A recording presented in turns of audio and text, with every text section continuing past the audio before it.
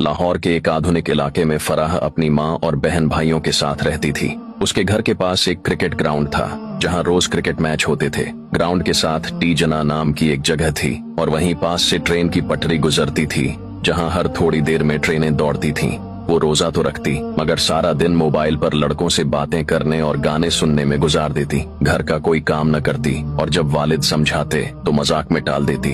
रोजा रखना ही बहुत बड़ा काम है, बाकी सब फजुल है। उसकी माँ भी ऐसी ही थी, दौलत को सबसे ज्यादा अहमियत देने वाली, शौहर और नेक बेटे को दबाने वाली और बेटियों को आजाद छोड़ने वाली। फराह की बहन भी उसी की तरह थी। इन दोनों को न रोजे की कदर थी न इबादत की, मगर जब घर वाले देखते तो फराह इबादत का झूठा ड्रामा करने लगती। तस्बीह हाथ में लेकर बैठ जाती ताकि सब यही समझें कि वो नेक है। फराह का बाप एक मेहनती मजदूर था जो सुबह काम पर चला जाता और रात को थका हारा घर लौटता, मगर जब वो आता तो बीवी उसके साथ नौकरों जैसा सलूक करती। वो खाने के लिए कहता तो वो तंजियां कहती, इतनी मेहनत करते हो फिर भी शिकायतें करते हो, खुद जाकर खा लो। जब वो अपनी मेहनत की कमाई घर लाता तो बीवी जबरदस्ती उसके हाथ से पैसे छीन लेती और पूछती, पूरे पैसे कहाँ हैं? एक एक रुपए का हिसाब दो। अगर शौहर कुछ पैसे अपनी जरूरतों के लिए रख लेता तो वो चीखने लगती, ये पैसे मेरे हैं, तुम्हें अपनी कमाई रखने का कोई हक नहीं। दो भाई, एक माँ का गुलाम, दूसरा बाप की तरह मेहनती फराह के दो भाई थे।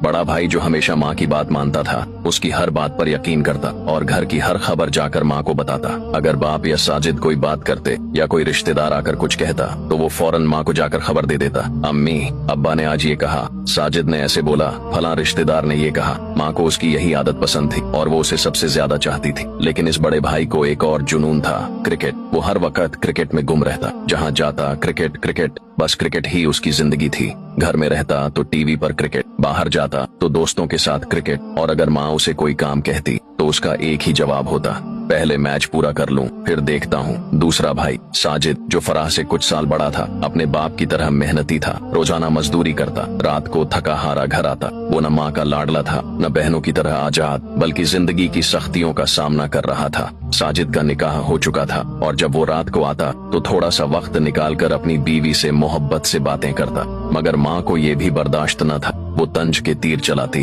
अब बीवी के बगैर 2 मिनट नहीं रह सकते। माँ के लिए वक्त नहीं बचा, बस बीवी ही सब कुछ बन गई। तू भी अपने बाप की तरह बीवी का गुलाम बन गया। रमजान की खूबसूरत रात, फराह पर अल्लाह का अजाब। एक रात जब सब लोग तरावीह पढ़ रहे थे, फराह और उसकी बहन मोबाइल में मग्न थीं। अचानक फराह का जिस्म कांपने लगा, आंखों के आगे अंधेरा छा गया और वो जमीन पर गिर पड़ी। बहन खौफजदा हो गई। वो फराह के करीब आई और उसकी बेहोशी में सवाल करने लगी, फराह तुम्हें क्या हो गया? ये सब क्यों हो रहा है? कहीं तुम्हें अल्लाह के अजाब ने तो नहीं पकड़ लिया? मगर फराह कुछ न बोल सकी, उसकी जबान बंद हो चुकी थी। फराह को फौरन अस्पताल ले जाया गया। डॉक्टर ने कहा इसका इलाज मुमकिन है मगर काफी पैसे लगेंगे। माँ के चेहरे का रंग बदल गया। वो जो सारी दौलत जमा करने में लगी रहती थी, आज जब बेटी की जिंदगी बचाने का वक्त आया तो वो कहने लगी, इतने पैसे मेरे पास नहीं है, मैं ये खर्च नहीं कर सकती। बड़ा भाई भी माँ की तरह ही था, वो भी खामोश खड़ा रहा। मगर साजिद आगे बढ़ा। उसने अपनी सारी जमा पूंजी निकाली और फराह के इलाज के लिए दे दी। अल्लाह ने रहम किया और इलाज के बाद फराह ठीक हो गई।